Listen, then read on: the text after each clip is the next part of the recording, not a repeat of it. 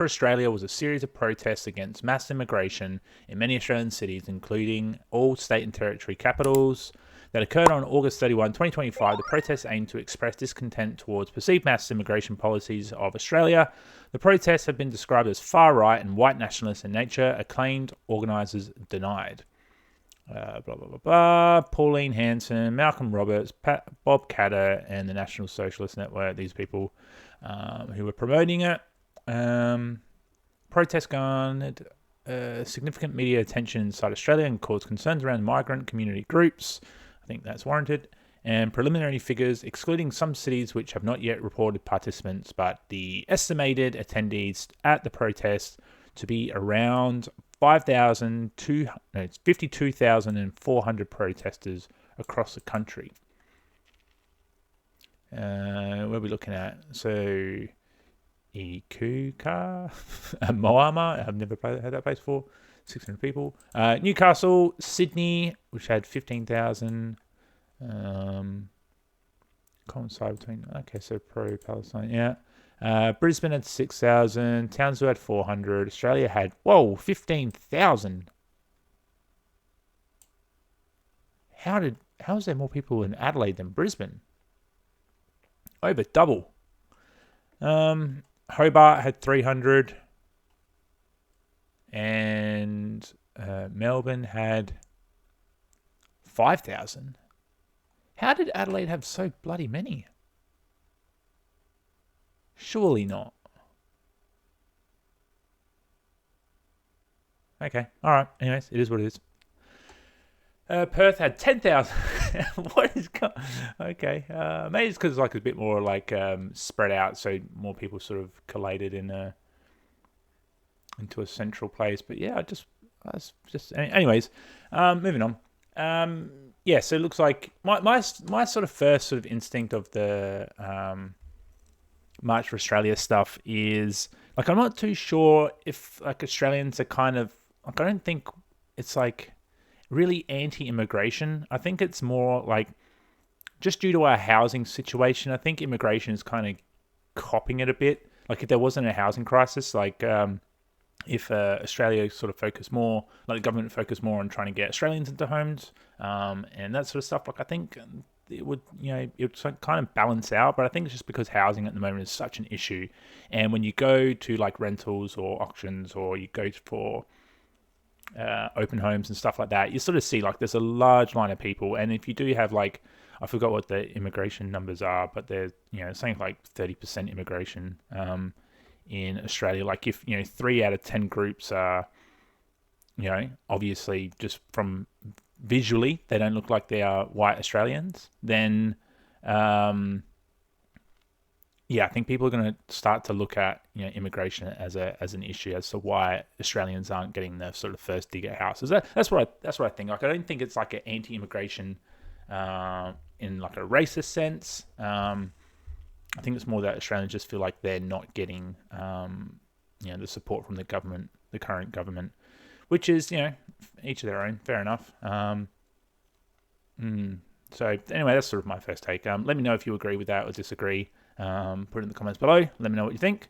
But I reckon I'm just going to look at some random stuff because I don't know too much about this topic. So March for Australia. I'm looking at immigration stuff, so this would be a good way to start looking into it. And this whole neo-Nazi sort of concept has been a bit hectic. I mean, even when you look at this, this is all sort of the actual outlook on this has actually kind of died down after 4 days ago, 3 days ago. Hasn't really gotten it much more, but let's have a look at this. Good evening. 3 protests, 1 marathon, and the thin blue line stretched to the limit. Hundreds of police have managed to maintain relative order during rallies through the heart of Sydney, one led by members of a neo-Nazi organisation. But it was a tale of 2 cities. In Melbourne, there was brawling in the streets, ugly clashes and arrests. At least it started as planned. Thousands at Belmore Park, all united under a forest of Australian flags. We're not a racist country, we just want a good calibre of people in here. They were calling for limits or an end to migration. You don't hate migrants? No, of course not. I am a migrant. Family came here 100 years ago from Italy. Love migration, okay? I'm from a family of immigrants as well. The point is, how many you bring in the country? Where do you house them? There was a huge police... Yeah, okay, so that's sort of my sort of like initial sort of thought around it is similar. Like, I don't think Australia, like, let's sort of separate the sort of people here where, like, you're gonna have these like extremist kind of people who are probably the ones that ended up in the brawls and the fights and getting arrested and stuff like that. Like the neo-Nazi sort of. I'll have a look at like what the definition is over here in a sec, but I would say like a majority of the people at the protest were just going for a anti-immigration. Like regarding housing, I think all this is going to be regarding housing. It's kind of, I think that is the pressure that they're trying to put on the government, and kind of like you hear it. There's a lot of Australians that, they were immigrants, they have like migrated here. They've probably gone through and gotten their like permanent residency and stuff like that, and become like a citizen perhaps. But it's actually quite a positive outlook on migration. But it's just more of like just trying to get the attention of the government to do something regarding housing. And I think I'm not too sure if that was sort of like the name March for Australia. I don't think it kind of says that. I mean, like that's just my, like when I hear March for Australia, it kind of makes me think about like Australia Day, and you hear sort of narrative around Australia Day. And it's kind of very similar to this. But hey, let's keep going. Presence, several hundred funneling the march down Broadway. There were fears today's march would be hijacked by neo-Nazi hate groups. And there they were, front and centre, leading the march and blindsiding organisers. The men in black, members of the White Australia group. The leader is Jack Eltis. But we're here because anti-immigration is our key political issue. Are you racist? Yeah, we're racist. Yeah, we're racist. And why is that a good thing? We're proud of who we are. We're proud of who we are as white men. We built this nation. All the men in our organisation are proud to be racist. Are you neo-Nazis? Yes. Down Broadway to Victoria Park at... Jesus, okay. Okay, this is a world I've never really looked into.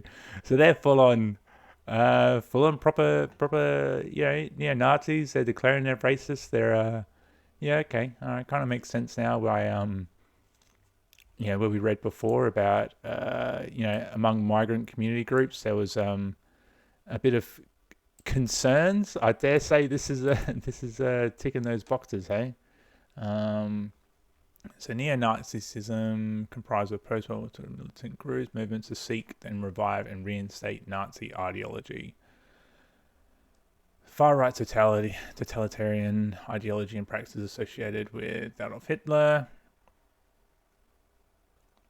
Employ the ideology to promote hatred and racial supremacy. Okay. White supremacy.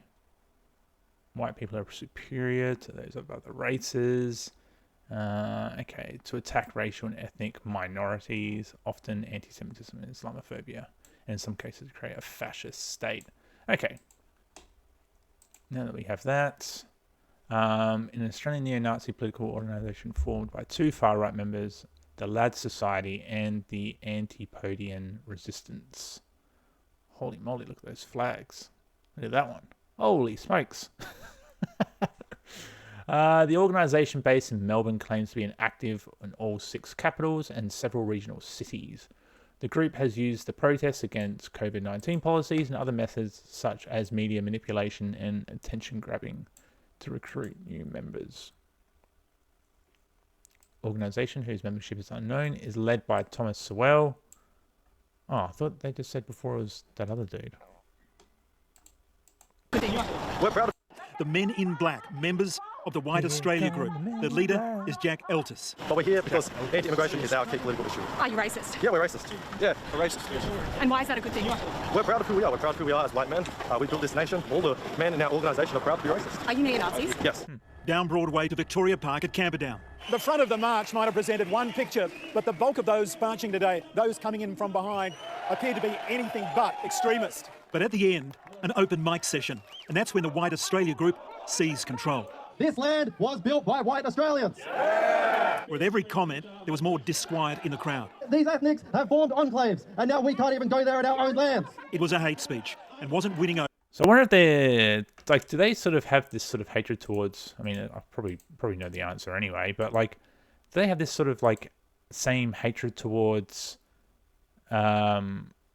Indigenous Australians. Like, what are they what's their sort of outlook on, Indigenous Australians? Because, his comment there, Even go there in our own lands. It was a hate. like, he can't even go there on his own. Have formed enclaves, and now we can't even go there in our own lands. It was a hate.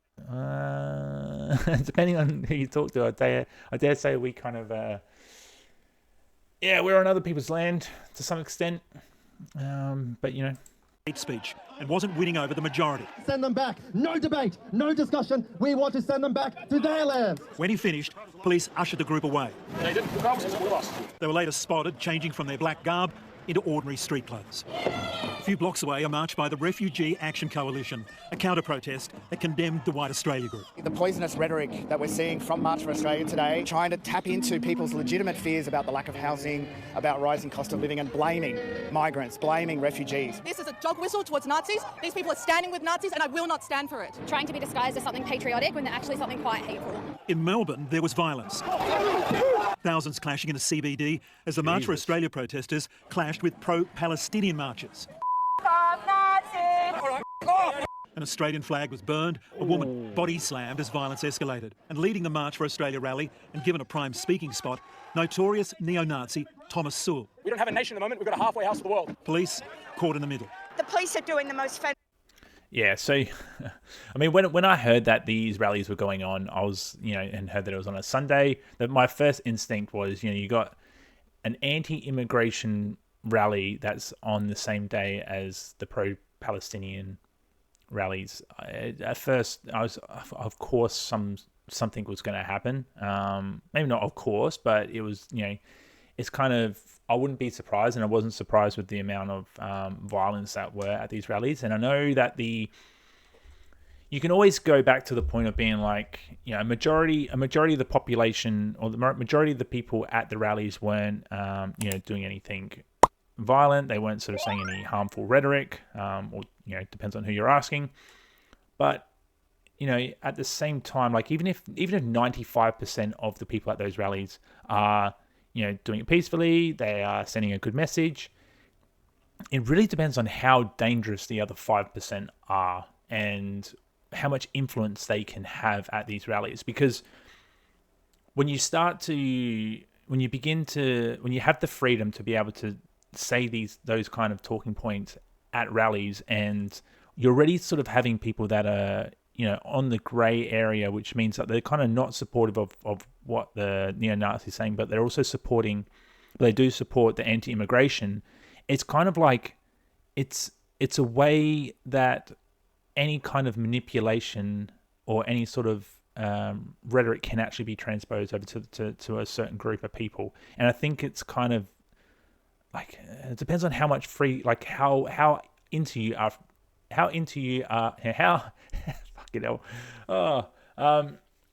how much do you believe in free speech? Because at the end of the day, if you're all about free speech, then people are allowed to say whatever they want. They can say whatever hatred stuff that they want, as long as they're not physically harming people. But it kind of sounds like you can gather a lot more support. And you saw how many people were in that NSN. You saw how many people were holding up those big banners for the anti-immigration, for the neo-Nazis. Like, there's people that support it, and it's going to create a movement. So it's just, like I'm all for March for Australia, I guess, in the sense of trying to target better housing policies. I don't think where they mentioned before regarding the cost of living and stuff like that. Like, I think it needs to be very, very specific, your rallies, for it to be effective. And I think the March for Australia was just very, in my opinion, was very broad. And I think you have a lot of people that come to these things that have very, very different opinions. fantastic job keeping us away. We're trying to do a march once. They're here every single weekend. And in Adelaide, in a sea of flags, a disturbing nod to fugitive gunman Desi Freeman on the run after allegedly killing 2 police officers on a property in Victoria. Mark Burrows, 9 News. OK, let's go live now to Annalise Bolt at the Sydney Police Centre in Surrey Hills. Annalise, police here seem prepared.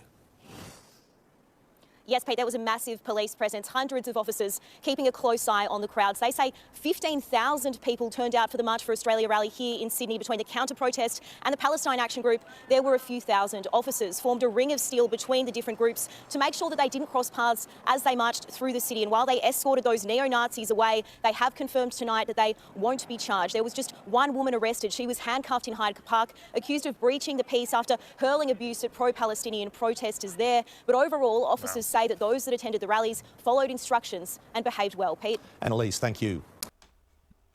Yeah, that's what I was saying. I think like a mass majority of the protesters were, they did what they were told. They were, they weren't in any way, violent. It depends on what they're saying. Can't capture it all, but let's just, for argument's sake, say that most of it was all good. It just really depends on how dangerous that 5% is. And, at the next thing, is that 5%, does that turn into 6%? Does it turn into 7%? And then kind of, once it gets momentum, let's just say the housing crisis sort of continues to go downwards and stuff, you start dipping into that area where that could be a possibly rising group in Australia if nothing is done. But that's probably a really good incentive as to what the Australian government should be doing something about housing and how serious this issue is, because now it's not actually having just an effect on people not getting homes, but now you're probably going to start having a rising, really dangerous rhetoric and very racist rhetoric in Australia, in a multicultural country. That's violence is obviously going to escalate to, which won't be good. Not good.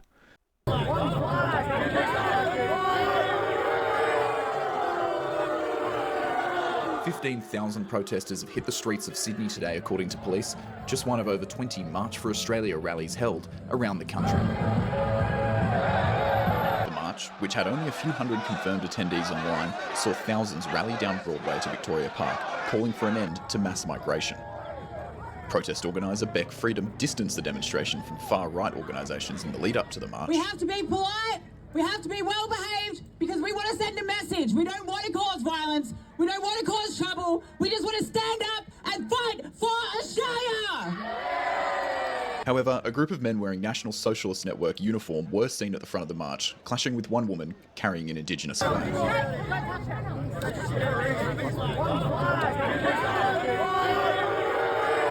Yeah, that's always my question. I know like everyone's really pro Australia, but where does it all sit with the Indigenous community? Because I can't help but feel that there is sort of,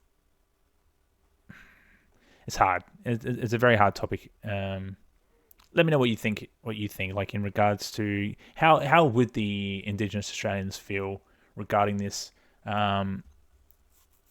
march for Australia? Because they're talking about the immigrants. They want Australian government to do something about the immigrants coming from another country.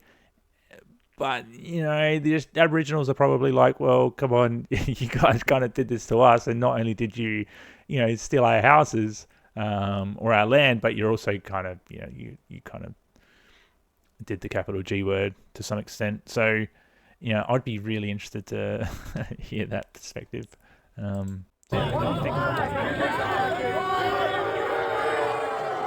This is a real issue, Peter. People are very concerned about the level of migration in Australia, and of course they will always be dismissed as being racist because that always happens.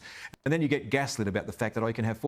Australia has recorded significant net permanent and long-term arrivals in 2025, with the year-to-year April 2025 figure at 212,660 and the 12-month figure to April 2025 at... Okay, so over 400, according to the IPA. It's annoying because I'm not going to quote the IPA because they are quite a far right. I would rather see something. Oh, here we go. Okay. From the ABS. Year to year. Which country? How many immigrants is to Australia per year? 2022. Yeah, okay. What are the top countries? India, China, Philippines. So yeah, I thought that they would one of them would have been the UK.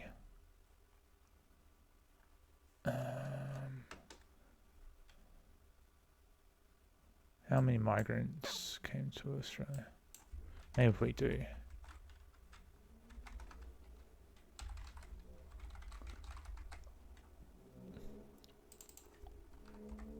And what do we have there? In 2023, 24, yeah, where's this coming from? Oh, here we go. Okay, all right. As long as we're not getting any 400, yeah, okay. So over 400, almost 450,000 migrants came over. A decrease from, okay, so it's decreased from 2022-23, marking the first annual drop since the borders reopened during this time. During this time, migrant arrivals fell by 10%, while departures rose by 8%. This change was largely due to decrease in temporary visa holders. Key statistics, net overseas minus the NOM, 446, arrivals, migrants, departures. Now, my understanding when, what I sort of heard is that I thought that the NOM, like the net overseas migration, has decreased since COVID. So basically no one was allowed in during COVID. But then as soon as borders opened up, then there was a rush, and then everyone started coming back in, which spiked. But it's kind of on a decrease now. But I also think that more migrants coming into Australia now than in, let's say, 2018.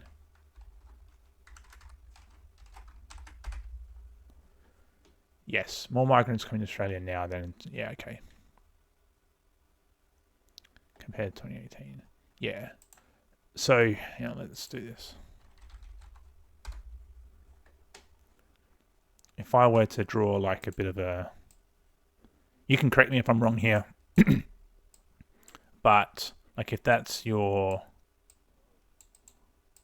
migrants and this is your year, I thought around like the 2000, I want to say 8-ish, like around the Howard years, to now, maybe put, you know, so this obviously 25, this is, let's mark in 2020, because this is COVID times. So I thought that since 2008, because Howard, I'm pretty sure Howard did something around, he let more migrants come in and under a specific scheme. Let me just double check. What did John Howard do to increase migration? Wasn't it something around like students, or did not actually seek to increase my One Australia policy?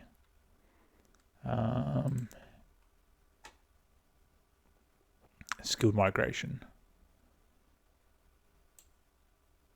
or was it around like foreign investing or something?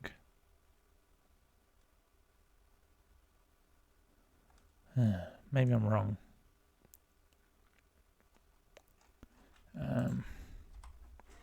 Who began to increase migration in Australia in after 2000?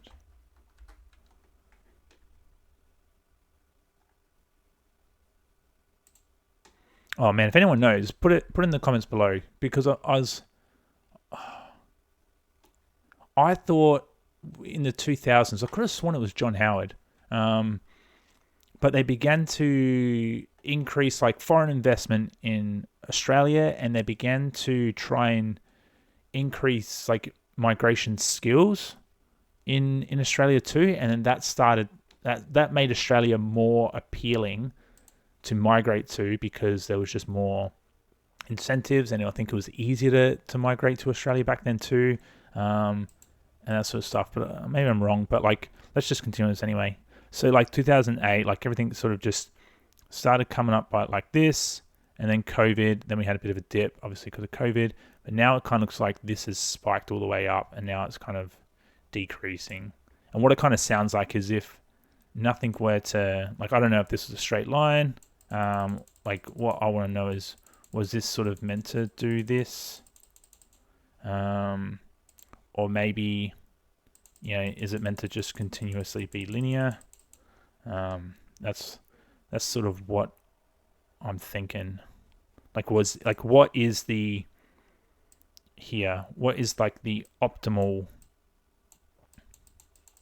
What is the optimal immigration or migration number here in terms of like percentage? Because I think we're at I think it's around like 30%, just rounding figures. And I think the US and everyone else is down here like at 15%. Correct me if I'm wrong there. So Australia is one of the highest. These are the things that I know, but also I might be wrong, but this is what I'm pretty sure. It's other countries are down here at this 15% immigration. Man, we need to build some walls. Anyways, I'm wondering what this sort of optimal is. Maybe is this too low? Is this too high? Is it in the middle? And I guess it all depends on what kind of, because the best thing about immigration is you do get skills, and you don't have to. A really good thing about immigration that I don't think people quite understand is that when you have a child, right? Just follow me here. When you have a kid, the Australian government has to support the upbringing of that kid, from ages 0 until it starts making money and it starts paying taxes and that sort of stuff. And then it's no longer a burden on the system to an extent, right? And then that kid can also then learn skills, and then it can basically, let's just say, becomes an engineer or goes into a trade or something like that. Then that individual, there's a lot of years that the government probably has to risk in terms of supporting, and then that kid might not even be able to, they might not even go into those fields. They might end up being a drop kick. They might end up doing a low skill job, and that sort of stuff. The good thing about migrants is that they are typically highly skilled individuals, and they come in and then they straight away start paying taxes. Whereas when a baby's born, it's not paying taxes until it starts making money.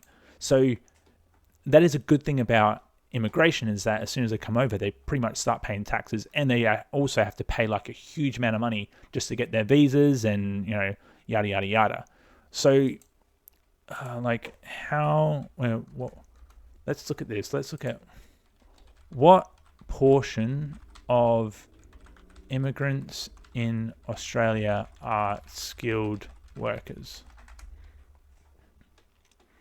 Skilled migration is a major component of Australia migration program, with the skills stream accounting for approximately 71% of permanent migration program places. Over the long term, around 59% of the 3 million permanent migrants who arrived since 2000 came through school. So almost 60%. So this is saying that almost 60% of migrants that have come from overseas since, when was it? The year 2000 are skilled migrants. And for the 25-26 incoming visas, what was it, 70% or something like that. So the skilled portion is good because that means that they're going to be effective in areas that Australia needs workers.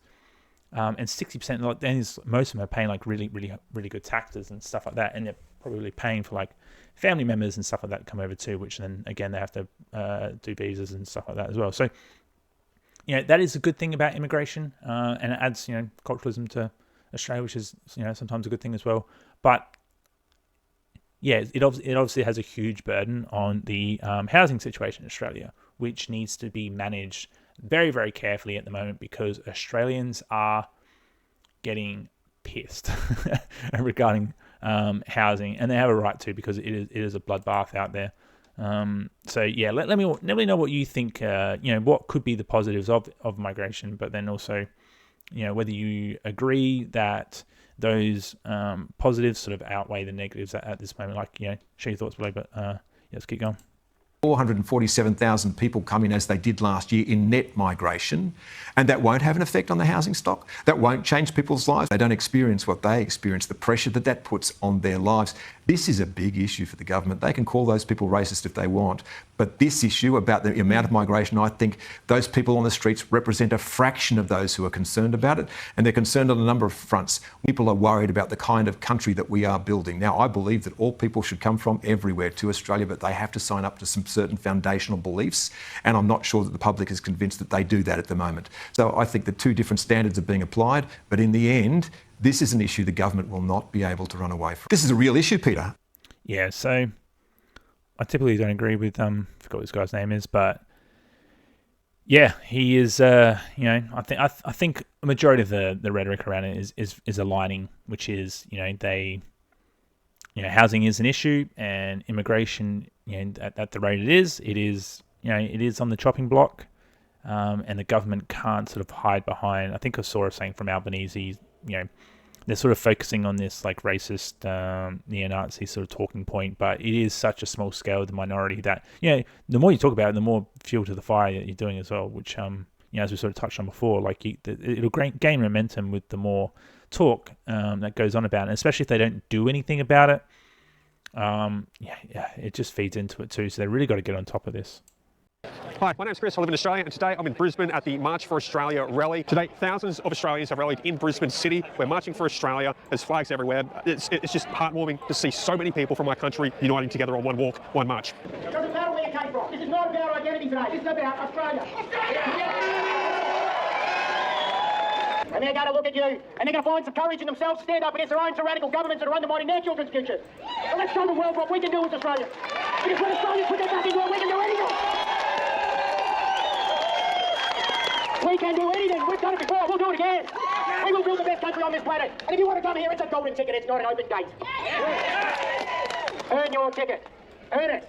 You deserve better, Australia. You don't need $1 trillion in debt from bureaucracy and multi-layered government stealing from you every single day.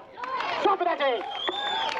You don't need mass migration to build voting blocks and housing developments in 15-minute cities where your kids will never see a backyard again. From bureaucracy and multi-layered government stealing from you every single day.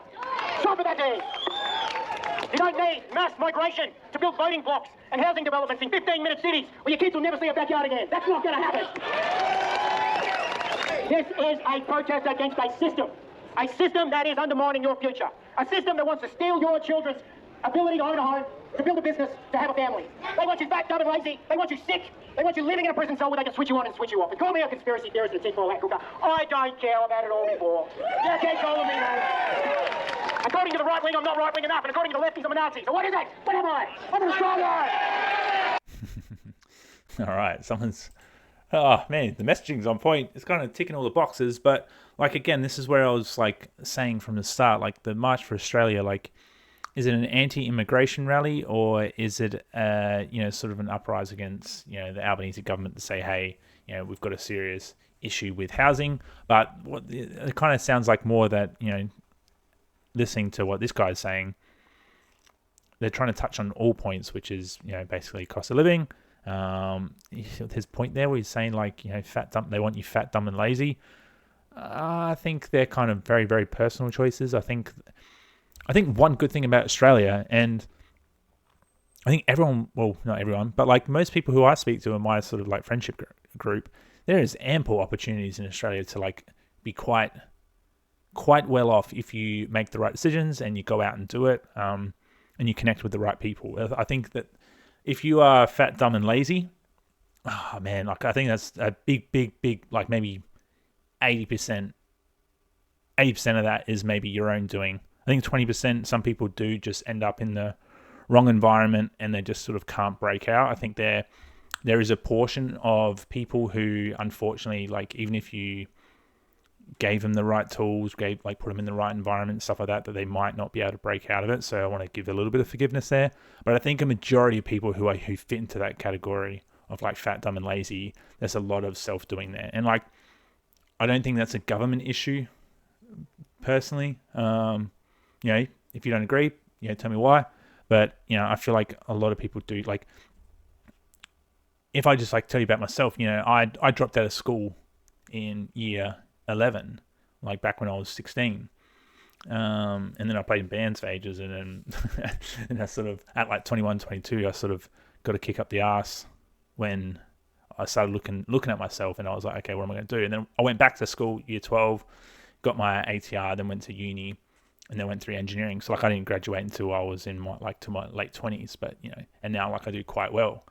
But that was a big 15 years, but like 10 years of like just stuffing around, and then having to go back through school, and then having to do uni. I was like 10 years behind some people who were at the age of 18. They were quite well off because they went into trade straight away, and they kind of set themselves up quickly.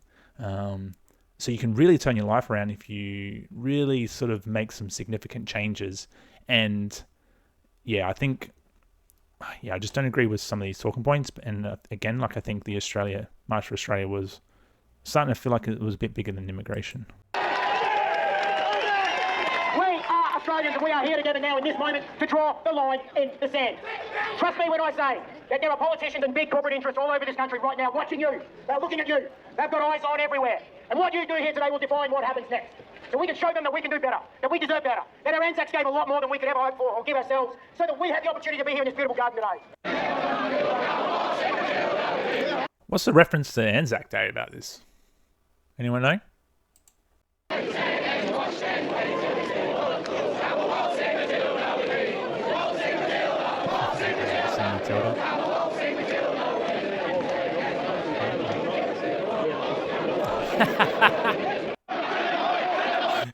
Listen how clear Waltzing Matilda was, and then the line after, which is, as we came in, we sat and we saw it by the billabong. Was that waltz? Listen to this. You, they're looking at you. They've got eyes on what happens next. We can do better, that we deserve better, that our Anzacs gave a lot more to be here in this.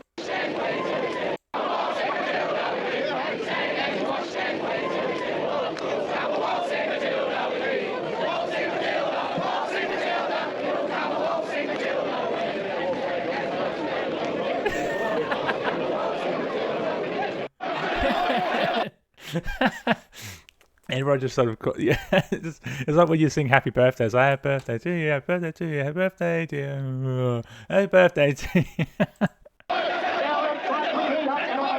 Send them home, I get it, right? The media are going to cut that clip, and you all just become Nazis. So let's think about this. Just chill for a second, that'd be really good. I really appreciate all that. We all share one common cause here. We want to stop close the gate to stop immigration. We want to stop mass immigration. We want to stop your country from being stolen from you. We are here for one singular focus. And when we get that dealt with, we can have a constructive debate about what happens next. But first of all, we've got to shut their gates. Okay guys, we're going to do one that we can all agree on, and it's about the fake news. Is everybody ready for some fake news chanting? I can't hear you, Brisbane. Are we ready? And has everybody had enough of fake news? Okay, here we go. We're going to practice. We'll be a bit rusty-dusty like before, but we'll nail it. Okay, the fake news chant's pretty easy. Are we ready? I'll do it slowly, and then so we nail it here, and we'll smash it out there. Okay.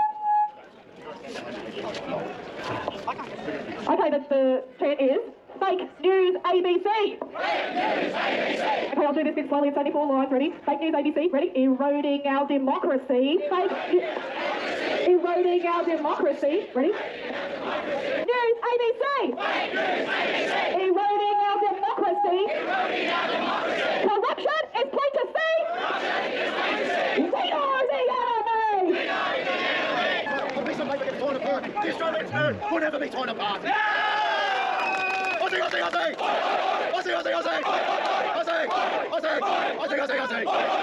I don't know how long I'll get to be concreting, because the body's falling apart, let's be honest.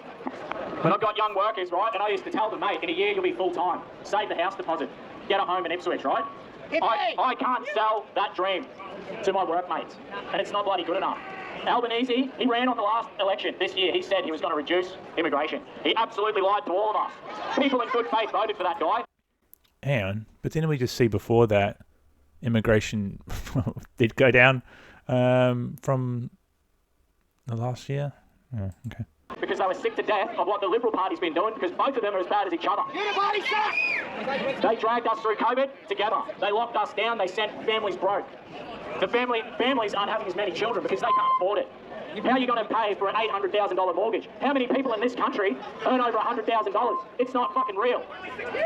Some guy's saying 6% of people could afford houses now. How are you going to put a ring on a young lady's finger and give her security and a family? 6% of people can only afford a house?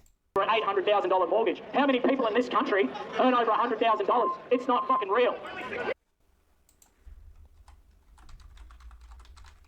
How many Australians earn over 100k a year? Approximately 2.61%, which is about 10% of the population. The report indicating that this number of people... Okay. So 10% of the population earns over 100k. Holy shit. What's the median? What is the median salary in Australia? 90k per year. Okay.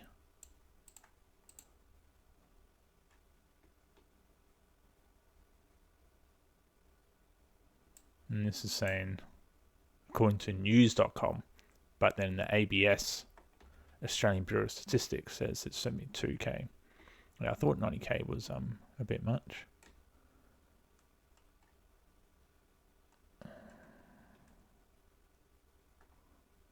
Yeah, right.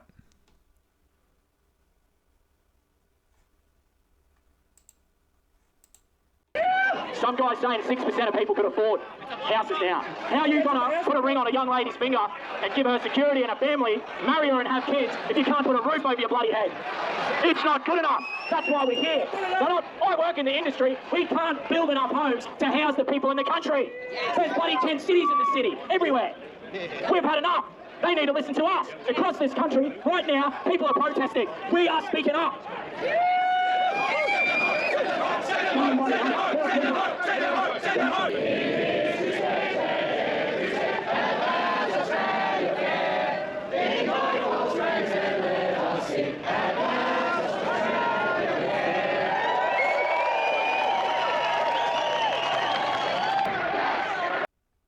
Australia is absolutely worth fighting for, and it is worth protecting our people, our heritage and our unique culture. We absolutely condemn the March for Australia rally that's going on today. It is not about increasing social harmony. I believe Australia should have a 5-year immigration pause. We've been a very generous country. We've been too generous lately.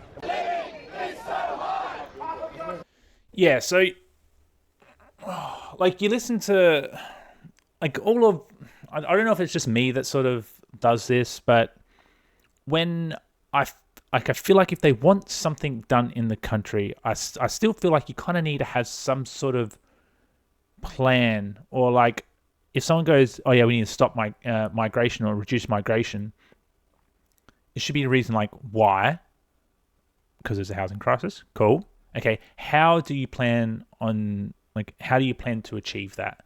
And if you kind of don't have a good enough, not even a good enough, but something that's just not even realistic or that isn't really well thought about, then I think you can kind of push that to the side and, say, okay, well, maybe do a little bit more, go into a little bit more. And I understand that maybe the government is there to basically, because they're meant to more or less know more. They're meant to do that heavy lifting for the people that can't sort of think in that way. But it does kind of get a little bit dangerous when, not dangerous, but when you say here, we've been too generous lately. So he was saying it's been too generous, have a 5-year pause on migration. Like what kind of, okay, you would lower migration coming into Australia, but what kind of effect will that have on other industries that rely on migration? Like this is what we saw happen in the US. But then all the farmers and that ended up having a lot of issues, and a lot of workplaces had issues just from migration alone. And that we could have that issue here if something like that were to go ahead. So it kind of needs to be a little bit more thought out, in my opinion. And I'm kind of interested to hear what people think is the best way to solve the immigration issues within Australia.